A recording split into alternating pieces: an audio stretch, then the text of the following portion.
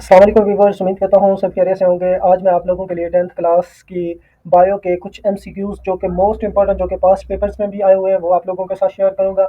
अगर आप हमारे चैनल पे नए हैं तो जल्दी-जल्दी हमारे चैनल को सब्सक्राइब, लाइक और शेयर कर लें ताकि इस तरह की नई आने वाली वीडियोज़ आप तक टाइम से पहुँचती रहें। तो बिना टाइम वेस्ट किए वीडियो का आगाज़ करते हैं। तो सबसे पहले मैं आप लोगों को बता दूँ कि आप लोगों के हर सवाल के 4 मुमकिन जवाबात होंगे, ए, बी, सी, डी इस तरह के जो है ना 4 ऑप्शंस आप लोगों के पास दिए होंगे। आप लोगों ने उनके जो है ना बबल्स फिल करने होते हैं।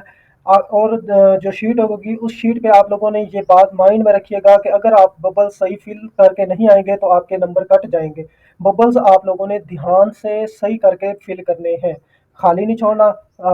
थोड़ा सा नुक्ता लगा के नहीं छोड़ देना, बल्कि उसको सही से फिल करना है या हाफ फिल करके नहीं छोड़ देना, बल्कि कंप्लीट उसको फिल करना है और करना भी सही है। वो साइडों से बाहर जो है ना बहुत ज़्यादा नहीं निकलना चाहिए जो इंक होती है बाज़ दफ़ा। तो इस तरह से जो है ना आप लोगों ने बबल्स को अच्छे से फिल कर लेना है। तो सबसे पहले मैं आप लोगों को बता दूं कि पहला जो एमसीक्यूज है, पहला एमसीक्यूज वो कह रहे हैं कि डैश इलाकों में बायोडाइवर्सिटी सबसे ज़्यादा है। Biodiversity is the richest in dash region, किन इलाकों में सबसे ज़्यादा होती है? तो traffic is the right answer, A is the right answer. Next हमारे पास एमसीक्यूज है कि फंजाई की सेल वॉल में डैश पाया जाता है। Dash is found in the cell wall of the fungi, is the right answer is chitin.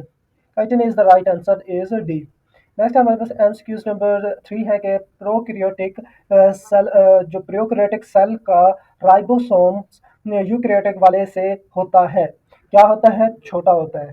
जो प्रोकैरियोटिक सेल होते हैं वो हमारे पास बड़े होते हैं और यूकैरियोटिक वाले जो है ना वो छोटे होते हैं। जो मतलब ये जो हमारे पास प्रोकैरियोटिक होते हैं, वो कहते हैं कि प्रोकैरियोटिक सेल का राइबोसोम जो होता है ना यूकैरियोटिक वाले सेल से क्या होते हैं? छोटे होते हैं।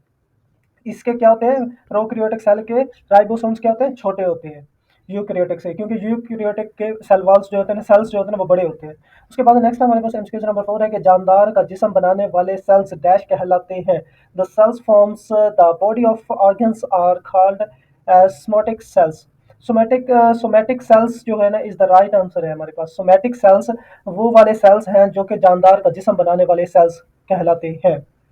इसके बाद एमसीक्यूज नंबर 5 है कि पेप्सिन एंजाइम्स में एंजाइम्स जो है वो डैश काम करते हैं। पेप्सिन एंजाइम्स डैश काम करते हैं, मेदा के खला में काम करते हैं। The cavity of stomach. Next हमारे पास एमसीक्यूज नंबर 6 है कि एटीपी के डैश बांड से एनर्जी हासिल की जाती है। एटीपी के बांड से कौन सी एनर्जी हासिल की जाती है? कौन से बांड से एनर्जी हासिल की जाती है? तो आप लोगों ने याद रखना है कि कौन सा बांड होगा? फास्फेट फास्फेट बांड, जिसको हम पीपी बांड्स भी कहते हैं। उसके बाद एमसीक्यूज नंबर 7 है कि आयरन की कमी से पैदा होने वाली बीमारी डैश कहलाती है। एनीमिया। एनीमिया इज वो वाली बीमारी होती है जो कि आयरन की कमी से होती है।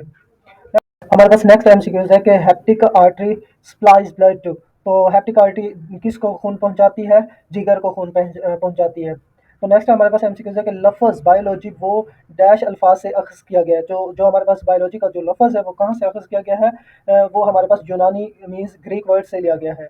उसके बाद नेक्स्ट एमसीक्यूज है कि माइक्रो मालिक्यूल्स वो की मिसाल कौन सी है? माइक्रो जो छोटे मालिक्यूल्स कौन से होते हैं? ये हमारे पास जो ग्लूकोज होता है, ये क्या होता है? बहुत छोटे मालिक्यूल्स इसमें मौजूद होते हैं। ठीक है। उसके बाद नेक्स्ट एमसीक्यूज है कि मुशाहिदात के लिए डैश हिस्से इस्तेमाल की जाती हैं। तो 5 हिस्से इस्तेमाल की जाती हैं, कौन कौन सी? ये बात आप लोगों ने बाज़ दफ़ा जो है ना ये शॉर्ट क्वेश्चन में भी आ जाता है, तो आप लोगों ने ये याद रखना है कि कौन कौन सी 5 हिस्से होती हैं। एक हमारा सुनना, बोलना और सूंघना, चखना और देखना। ये हमारे पास 5 ऐसे हिस्से होते हैं जिसके जो हम मुशाहिदात, जो हम तजर्बात वगैरह करते हैं, मुशाहिदात वगैरह करते हैं, ऑब्जर्वेशंस के लिए जो है ना ये ज़रूरी होती है, ये हम इस्तेमाल करते हैं। ठीक है।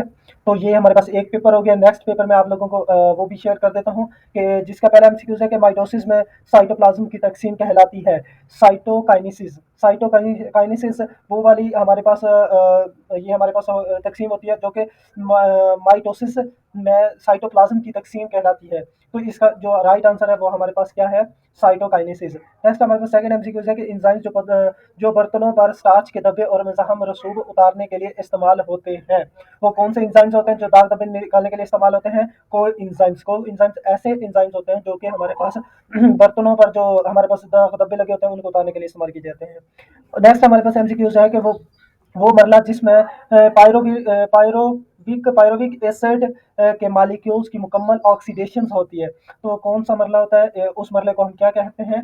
Cribs cycle. क्रिब्स साइकिल वो वाला मरला होता है जिसमें हमारे पास पायरोविक एसिड्स के मालिक्यूल्स की जो है ना कम्प्लीटली ऑक्सीडेशन होती है। तो इसका राइट आंसर क्या है? Creep cycle. नेक्स्ट हमारे पास एमसीक्यूज है। नंबर 4 है कि एलिमेंट्री कैनाल के डैश हिस्से में मादे ज़्यादा से ज़्यादा जज़ब होते हैं। वो कौन से एलिमेंट्री कैनाल के जो छोटी आंत होती है, छोटी आंत के हिस्से में मादे ज़्यादा से ज़्यादा जो है ना जज़ब होते हैं।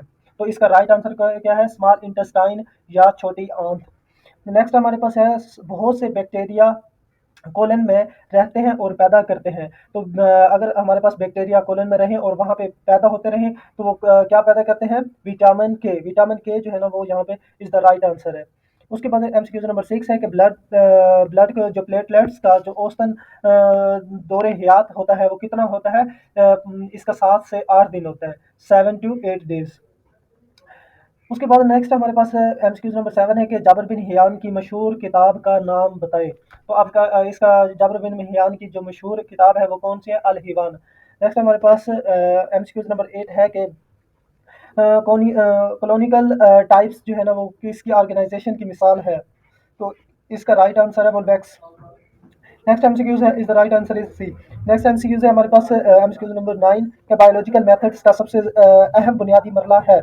बायोलॉजिकल मेथड्स में जो है ना हमें तजर्बा करने के लिए जो है तजर्बा करना जो है ना बहुत हम कह सकते हैं मोस्ट इंपॉर्टेंट स्टेप है। बेसिक जो स्टेप है ना वो यही होता है कि तजर्बा करना।